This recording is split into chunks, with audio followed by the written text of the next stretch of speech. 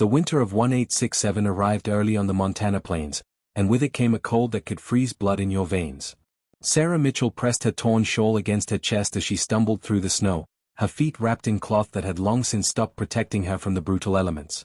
Behind her, 4 other women struggled forward, each step a battle against the wind that seemed determined to push them back toward the settlement that had cast them out. They had been traveling for 3 days now, driven from Fort Benson by accusations that had spread like wildfire through the small frontier community. Sarah, a widow whose husband had died in a mining accident, had been the first to face judgment. When she'd refused the advances of the fort's commanding officer, Colonel Harrington, he'd planted seeds of suspicion about her character. Within weeks, whispers had become shouts, and she'd been labeled a woman of questionable morals. Mary O'Brien, walking beside her now with her red hair matted against her pale face, had been next. The Irish immigrant had arrived at the fort with nothing but hope and a strong back, willing to work as a laundress to build a new life. But when she'd witnessed the colonel's men stealing supplies meant for the local Crow tribe, and had the audacity to speak up, she too became a target. The others, Elizabeth Chen, whose Chinese heritage made her an outsider from the start, Rebecca Thornton, who dared to teach reading to the fort servants, and young Anna Volkov, barely 17, who'd rejected an arranged marriage to a cruel trader, had all fallen victim to the same pattern of persecution. The fort's women had turned on them first, protecting their own positions by reinforcing the men's judgments. Then the merchants had refused them service, the church had denied them sanctuary, and finally, on a frozen morning when the temperature dropped below 0, they'd been ordered to leave. No trial, no evidence, no mercy. Just 5 women with the clothes on their backs, sent into the wilderness to die. Sarah had tried to lead them south, toward another settlement she'd heard existed somewhere along the river. But the storm had disoriented them, and now they were lost in an endless expanse of white. Elizabeth had stopped speaking 2 hours ago, her lips blue and cracked. Anna wept silently, tears freezing on her cheeks. Rebecca stumbled and fell, and it took the combined strength of Sarah and Mary to pull her back to her feet. "We have to find shelter," Mary gasped, her Irish accent thickened by cold and exhaustion. "We won't last another night in the open." Sarah scanned the horizon, but saw only snow and sky merging into one pale void. Her mind wandered to memories of her late husband, of the warmth of their small cabin, of dreams that had died with him. She thought about how quickly everything had fallen apart, how a society that preached civilization had revealed itself to be more savage than the wilderness it feared. Just as despair began to settle over her like the snow itself, Elizabeth grabbed her arm with surprising strength. The Chinese woman pointed toward a ridge ahead, where dark shapes moved against the white landscape. Sarah's heart seized with fear and hope in equal measure. They were not alone. The shapes resolved into riders, native warriors on horseback, their forms wrapped in buffalo robes, their faces painted and solemn. Sarah had heard the stories, the terrifying tales told around fort fires about savage Indians who scalped settlers and burned homesteads. Every instinct screamed at her to run, but her legs wouldn't obey. They had no strength left for running, no strength left for anything but standing there, 5 frozen women facing what they'd been taught to believe was certain death. The riders circled them slowly, their horses' breath creating clouds of mist in the freezing air. Then one rider, taller than the others, dismounted and walked toward them. Sarah met his eyes and saw something she hadn't expected, not violence or hatred, but something that looked almost like recognition. He spoke in a language she didn't understand, his voice carrying a weight of authority. Then he removed his own robe and placed it around Elizabeth's shaking shoulders. The other riders followed his example, dismounting and offering their own warmth. Sarah felt strong arms lift her onto a horse, felt the animal's heat seeping into her frozen body. As consciousness began to fade, she heard Mary whisper in wonder, "They're saving us." The last thing Sarah remembered before darkness claimed her was the steady rhythm of hoofbeats carrying them away from death and toward something she couldn't yet name, but which felt impossibly like salvation. Sarah woke to warmth and the smell of sage smoke curling through the air. Her body ached in ways she'd never experienced, as if every muscle had been torn and rebuilt. She lay on soft buffalo hides inside a large dwelling, its walls made of tan skins stretched over wooden poles. Light filtered through the top, where smoke from a central fire escaped into the sky. This was a teepee, she realized, though larger and more carefully constructed than anything she'd imagined from the fearful stories told at the fort. "You've returned to us," a voice said in careful English. Sarah turned her head to see an elderly Lakota woman sitting beside the fire, grinding something in a stone bowl. The woman's face was deeply lined, her hair braided with strips of colored cloth, her eyes holding a depth of understanding that made Sarah want to weep. I am Marka Win. Earth woman. You were very close to crossing over to the spirit world. Sarah tried to speak, but her throat felt raw and swollen. The woman brought her a cup of warm liquid that tasted of plants and honey. The others? Sarah managed to croak. All alive. All healing. Marka Win returned to her grinding, the rhythmic sound oddly soothing. You were brought to our winter camp 4 days ago. The warriors who found you are led by my grandson, Tatanka Yotanka, Sitting Bull, you would say in your language. He is becoming known among our people as a man of vision. 4 days. Sarah had lost 4 entire days. She tried to sit up, but pain shot through her limbs. Marka Win moved swiftly despite her age, pressing Sarah gently back down. Your body fought hard against the cold. Your feet and hands, we worked through the nights to save them. You will keep your fingers and toes, but the healing will take time. Tears streamed down Sarah's face, not from pain but from the overwhelming strangeness of being cared for by people she'd been taught to fear. Why? She whispered. Why did you save us? Marka Win's expression shifted to something Sarah couldn't quite read, sadness mixed with knowing, ancient wisdom touched by recent grief. 3 moons ago, 5 women from our village were traveling to trade with another band. They were found by white soldiers from your fort. The soldiers did terrible things before they killed them and left their bodies for the wolves. She paused in her work, her hands still. My daughter was one of those women. Sarah's breath caught. The horror of what Marka Win was telling her crashed through her mind. She thought of Colonel Harrington, of the men under his command, of their casual cruelty and sense of superiority. I'm so sorry, she breathed, the words feeling pathetically inadequate. When my grandson found you, the younger warriors wanted revenge. They said you were white women, that all whites were the same, that letting you die in the snow was justice. Marka Win resumed her grinding, the sound now seeming heavier, more deliberate. But my grandson saw something different. He said the spirits had sent you to us, that you had been cast out by your own people just as our women had been taken from us. He said violence returned for violence makes only more violence, and that the true strength of the Lakota is in our ability to see beyond the surface of things. Sarah absorbed this, her mind reeling. These people had every reason to hate her, to let her die, to exact revenge for unimaginable wrongs. Instead, they had chosen mercy. The contrast with the settlement that had condemned her without evidence, with the society that claimed moral superiority while practicing casual cruelty, was almost too stark to bear. Over the following days, as Sarah's strength gradually returned, she met the others. Mary's frostbitten feet had been saved by Marka Win's medicines, though she would walk with a limp for months. Elizabeth had recovered quickly, her smaller frame somehow more resilient than expected, and she'd already begun learning Lakota words from the children who peeked curiously into the healing lodge. Rebecca, always the teacher, had started drawing pictures in the dirt to communicate with her caregivers. Young Anna had attached herself to a Lakota woman named Winona, whose gentle presence seemed to ease the girls' trauma. They learned that they were in a winter camp of the Hunkpapa Lakota, one of the 7 bands of the Great Sioux Nation. The camp consisted of over 100 teepees arranged in a careful circle, each position holding meaning in the social structure of the tribe. Families worked together, children played despite the cold, and everyone contributed to the community's survival. Sarah watched women tanning hides with expertise that would take years to master, saw warriors returning from hunts with game that was carefully distributed according to need rather than wealth, observed councils where different voices were heard before decisions were made. It was nothing like the stories. There was no savagery, no chaos, no violence for its own sake. Instead, Sarah found herself in a society that functioned with complex rules of honor, sharing, and mutual support. The Lakota had their own forms of worship, their own systems of justice, their own rich culture that had existed for centuries before white settlers arrived with their assumptions and arrogance. One evening, as snow fell softly outside the teepee, Sitting Bull himself came to visit the healing lodge. He was younger than Sarah had expected, perhaps in his 30s, with a powerful presence that commanded attention without demanding it. He spoke through a translator, asking each woman about her health, her needs, her story. When he listened to how they'd been cast out, his expression grew dark.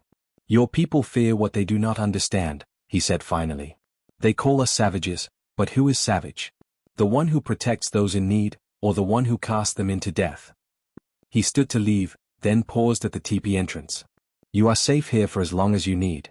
When spring comes, if you wish to return to the white world, we will help you. But know this, you will always have a place among the Lakota. Winter deepened, and with it came a transformation none of the 5 women could have predicted. The Healing Lodge became their classroom and the entire Lakota camp their teachers. What began as survival became something far more profound, a complete reimagining of who they were and what they were capable of becoming. Sarah found herself drawn to Marka Wynn, spending long hours learning the medicinal properties of plants, the prayers that accompanied healing work, the careful balance between physical treatment and spiritual wellness. The old woman taught her which roots could reduce fever, which leaves could draw infection from wounds, which barks could ease pain. Medicine is not just what you give the body, Marka Wynn explained while they worked on drying herbs. It is also what you give the spirit. A person whose spirit is broken cannot heal, no matter how strong the medicine.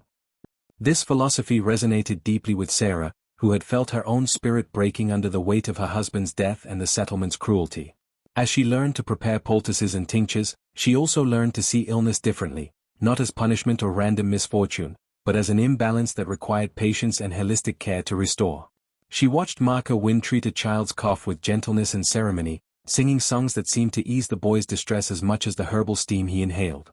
Mary, meanwhile, had discovered an unexpected affinity for the hard physical labor that kept the camp functioning. Despite her injured feet, she threw herself into the work of processing hides, learning from the women who transformed raw buffalo skin into everything from clothing to shelter. The work was brutal, scraping away flesh and fat, working the hide until it became supple, smoking it to preserve and soften it further. But Mary attacked it with the same determination she'd brought from Ireland, and the Lakota women respected her strength and willingness to learn. Back home, I worked in a linen mill from the time I was 8 years old, Mary told Sarah one evening, her hands raw but capable as she worked a hide stretched on a frame. 12 hours a day in a room so loud you couldn't hear yourself think, breathing air thick with fiber dust. The owner grew rich while we grew sick. But here, when we work, we see the direct result of our labor. This hide will become a winter coat for someone who needs it. That matters. Elizabeth found her place in an unexpected way. Her small hands and attention to detail made her a natural at the intricate beadwork and quill work that decorated clothing and ceremonial items. An elder named Kant Tinzer, Strong Heart, took Elizabeth under her wing, teaching her the meanings behind different patterns, the stories embedded in every design.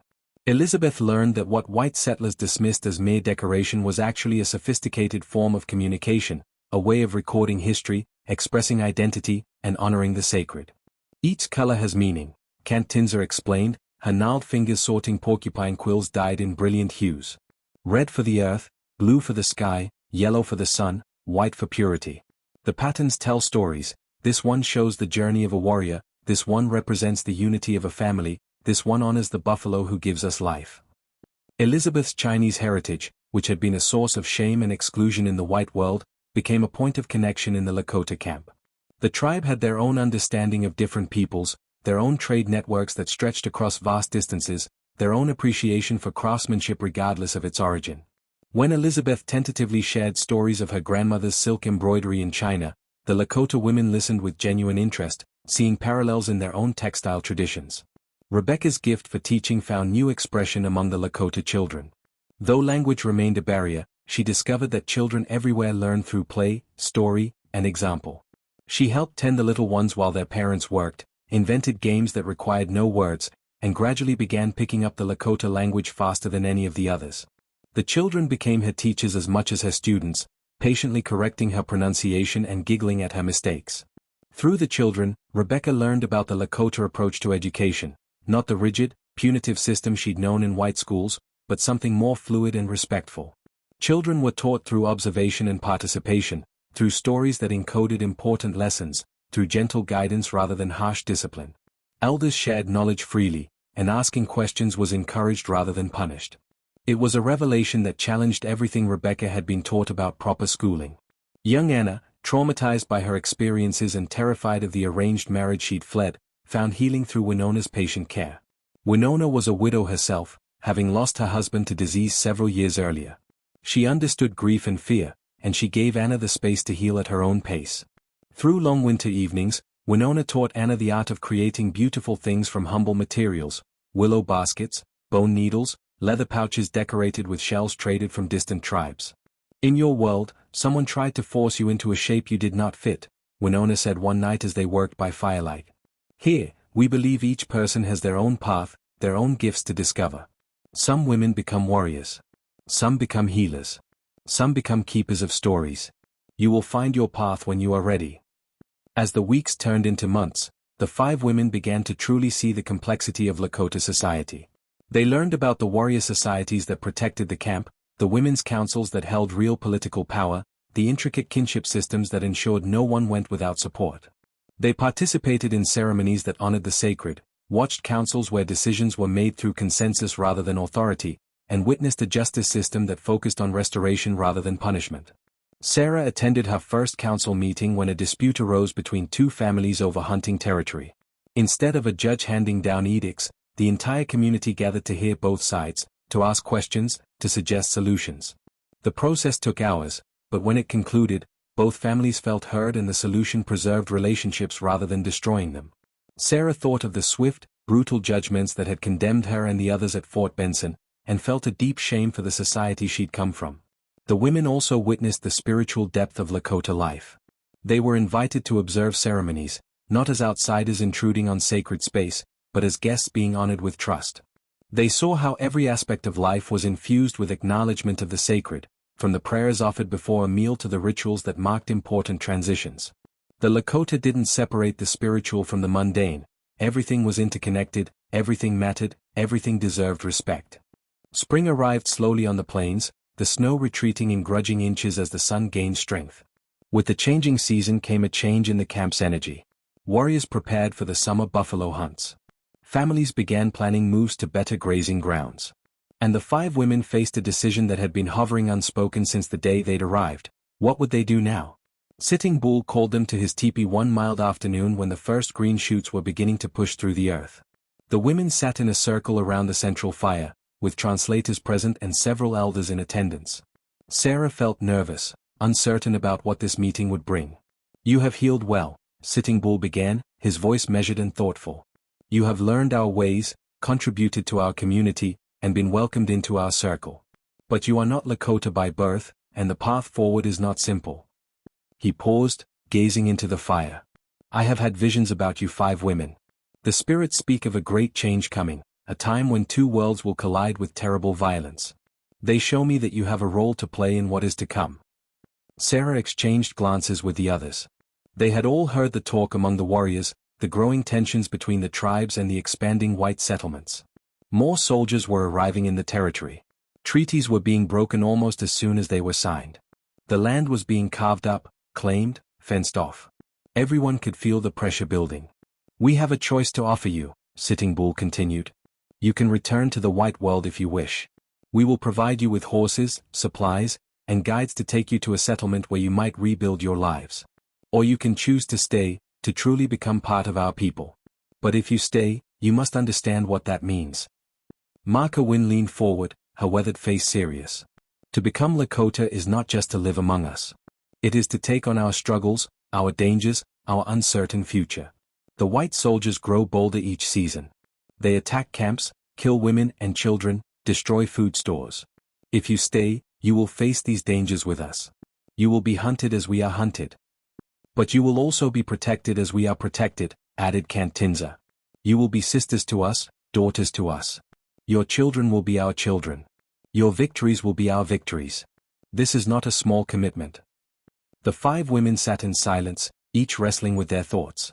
Sarah's mind raced. Return to the white world? To what? She had no home, no family, no prospects except perhaps to find another frontier settlement and hope for better treatment than she'd received at Fort Benson. The thought filled her with dread. But staying meant truly turning her back on the world she'd been born into, accepting that she was now part of a people her own kind were actively trying to destroy. "I want to stay," Elizabeth said suddenly, her voice clear despite her heavy accent. "In China, my family sold me to pay debts. In your white settlement, I was treated like I was not human. Here, I am seen. I am valued. I have found something I never had before, a place where I belong." "I stay too," Mary declared, her Irish stubbornness flashing in her eyes. "I came to this country looking for a better life, and I found it here.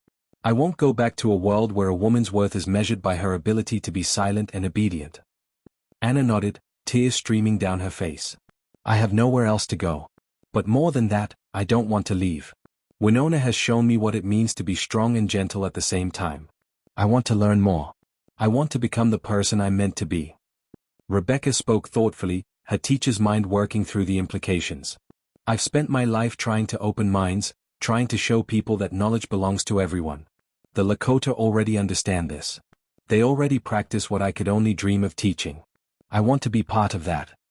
All eyes turned to Sarah. She thought about her journey, from comfortable wife to widow, from respected community member to outcast, from woman facing certain death to healer in training.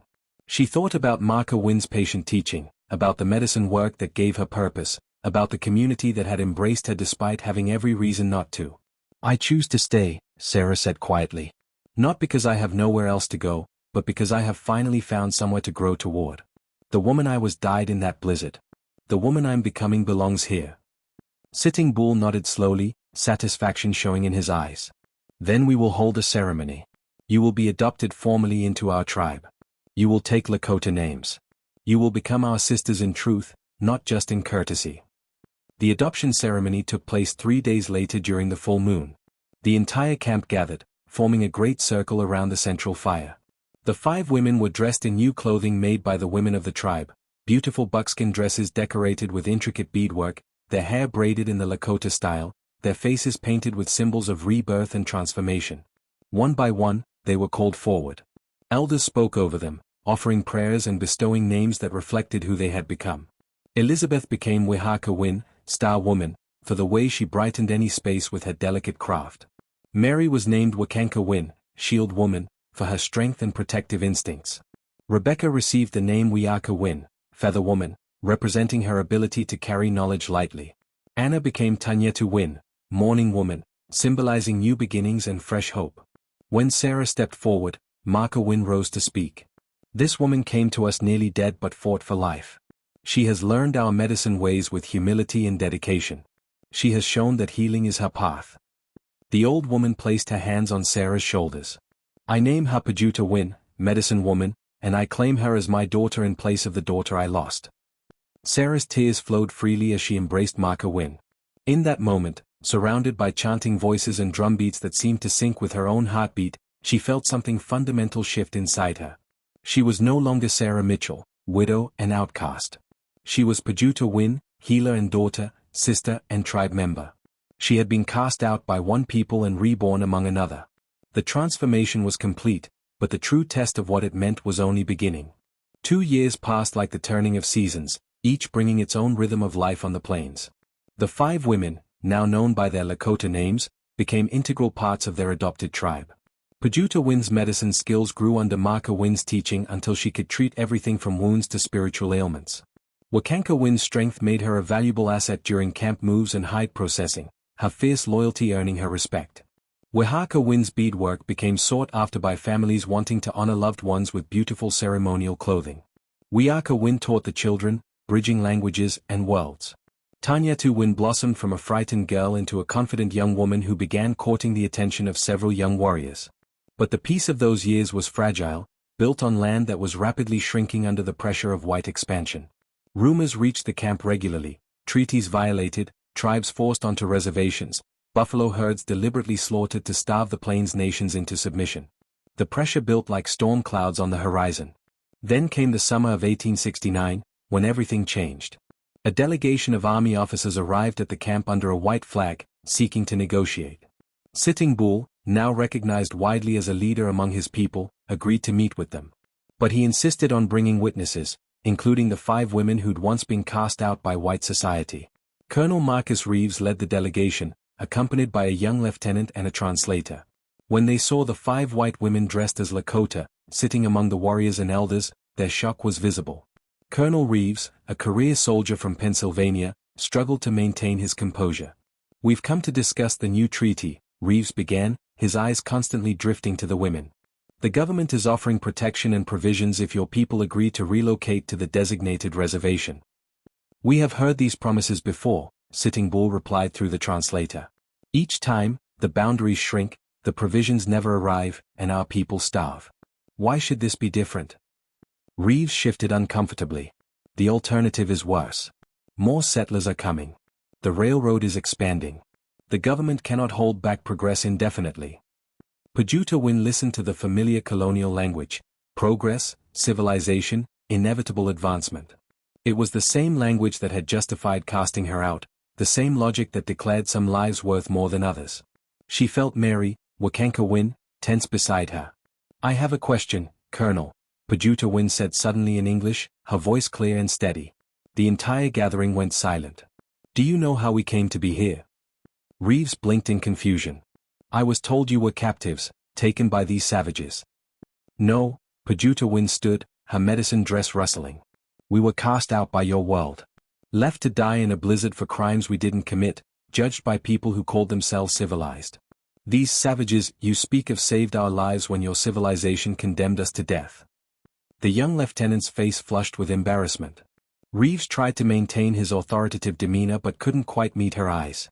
The Lakota warriors watched with interest, several suppressing smiles at seeing the soldiers' discomfort.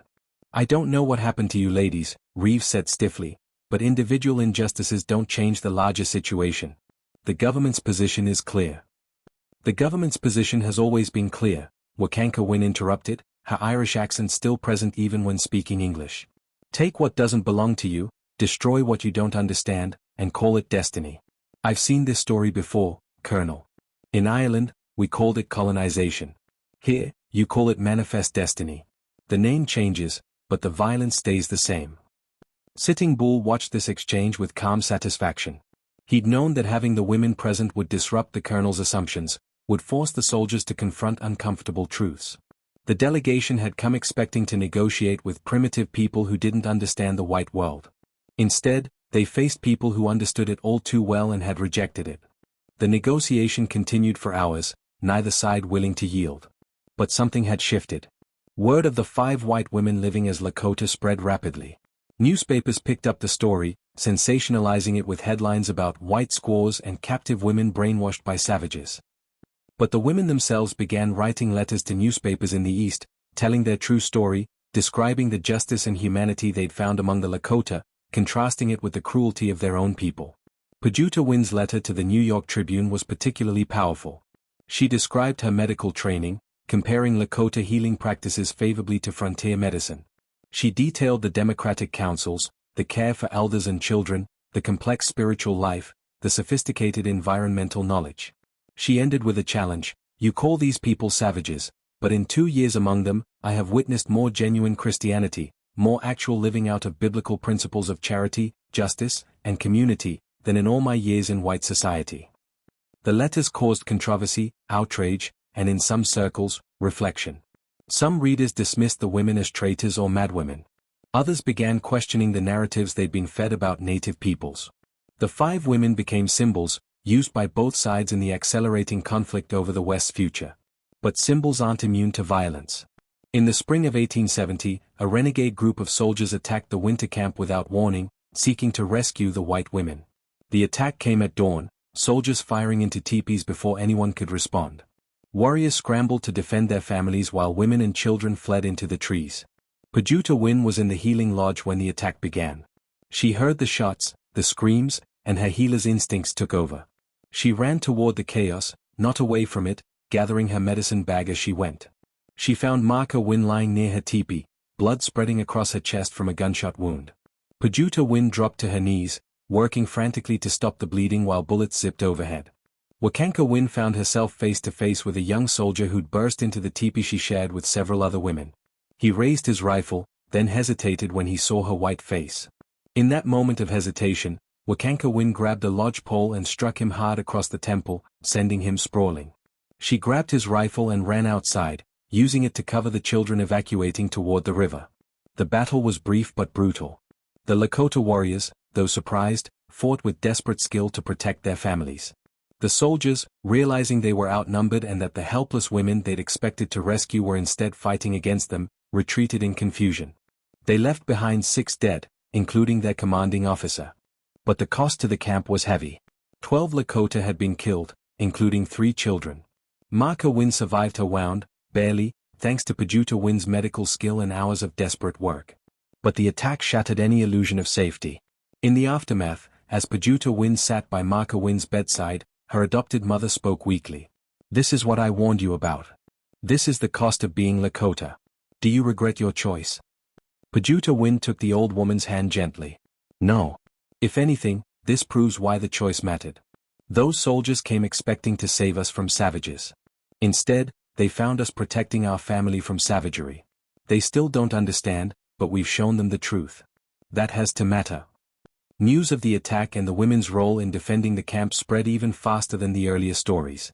The legend grew: 5 women cast out by civilization, rescued by those civilization called savages, transformed into warriors and healers who fought against their own kind to protect their adopted people.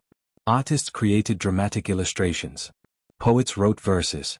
Activists used their story to challenge government policies. The 5 women became living proof that the neat categories used to justify conquest, civilized versus savage, white versus red, progress versus backwardness, were lies. They demonstrated that humanity wasn't determined by skin color or cultural origin, that civilization could be found in a teepee circle as much as a city, that family was about loyalty and love rather than blood. Years would pass. The conflicts would intensify. Reservations would shrink. Buffalo would nearly disappear. The women would continue their work, healing, teaching, creating, protecting, through all the changes. Some would eventually marry Lakota men and have children who were both white and Lakota, neither and both. Others would remain single, dedicating themselves to their crafts and causes. But always, they remained united by their shared journey from outcasts to legends. They'd been cast out by a society that valued conformity over justice, appearance over truth, power over mercy.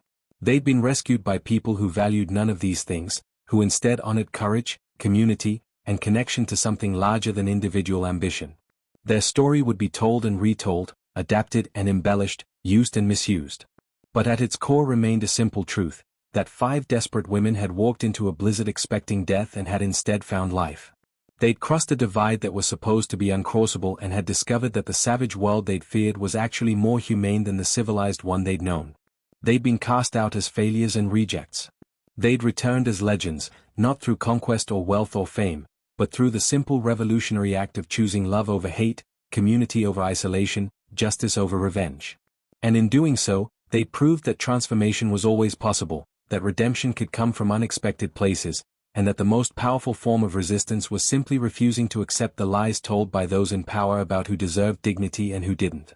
Their legacy would outlast the wars and treaties, the reservations and assimilation campaigns.